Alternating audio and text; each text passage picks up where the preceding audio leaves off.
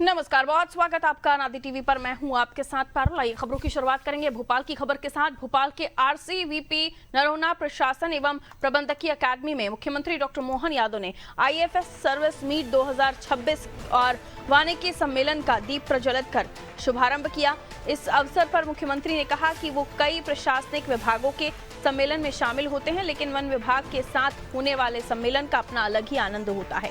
उन्होंने बताया कि सरकार गठन के बाद वन विभाग की सभी मांगों को पूरा करने का लगातार प्रयास किया गया है और आने वाले दिनों में भी वनों की सुरक्षा और संवर्धन के लिए सरकार प्रतिबद्ध है।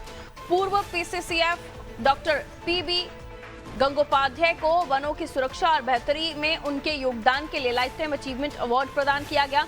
मुख्यमंत्री ने कहा कि देश का सबसे बड़ा टाइगर स्टेट होने के साथ साथ चीता स्टेट भी है, जो प्रदेश के लिए गर्व की बात है। बीते 2 वर्षों में 2 नए टाइगर रिजर्व बनाए गए हैं और आने वाले दिसंबर माह में घड़ियालों को भी आवास में छोड़ा जाएगा। वन क्षेत्र के माध्यमों से बड़ी संख्या में लोगों को रोजगार उपलब्ध कराया जा रहा है और आदिवासी जनजाति के साथ मिलकर उनकी आय बढ़ाने के प्रयास किए जा रहे हैं। इसके साथ ही वन अमले के लिए विभिन्न प्रकार की ट्रेनिंग भी शुरू की गई है, ताकि वन संरक्षण और प्रबंधन को और मजबूत किया जा सके।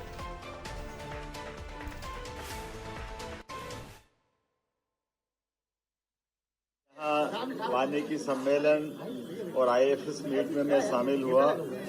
मेरी अपनी ओर से आईएफएस अफसर के सारे मित्रों को बधाई, जो अपनी ड्यूटी से देश के अंदर सबसे अच्छे विभागों में से हमारा अपना देश का वन मंत्रालय का अमला है, जिसके कारण से चीता जैसे प्रोजेक्ट से लगा करके सभी प्रकार के वन्य जीवों की दृष्टि से वन विभाग ने अपनी अच्छी भूमिका अदा की है। सबसे बड़ा टाइगर स्टेट, चीता स्टेट, वल्चर स्टेट, घड़ियाल, मगरमच्छ, कई प्रकार के वन्य जीवों को संभालने के साथ साथ हमारे लिए 2 नए टाइगर अभयारण्य बनने का भी सौभाग्य इस 2 साल के अंदर मिला है।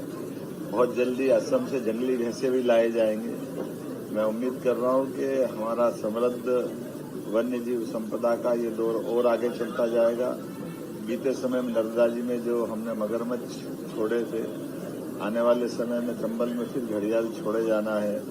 कछुए की भी बहुत अच्छी प्रजातियां, जिनका संरक्षण का काम हमारी सरकार कर रही है। इसी के साथ फॉरेस्ट टूरिज्म के आधार पर कई प्रकार के लोगों को रोजगार उपलब्ध कराने पे भी हम काम कर रहे हैं। जो वनों के अंदर हमारे ग्रामीण जन रहते हैं, उनके साथ मिलकर के उनकी आय के साधन बढ़ाना, आदिवासी जनजातियों के साथ, और अब जिस प्रकार से टाइगर के साथ हाथी भी अपना स्थायी बसेरा हमारे यहाँ कर चुके हैं। मुझे प्रसन्नता है कि हाथियों के साथ अब हमने वन अमले के साथ विभिन्न प्रकार की ट्रेनिंग कराते हुए विगत सालों की तुलना में 10% से भी कम प्रकार की दुर्घटना के समाचार मिले हैं।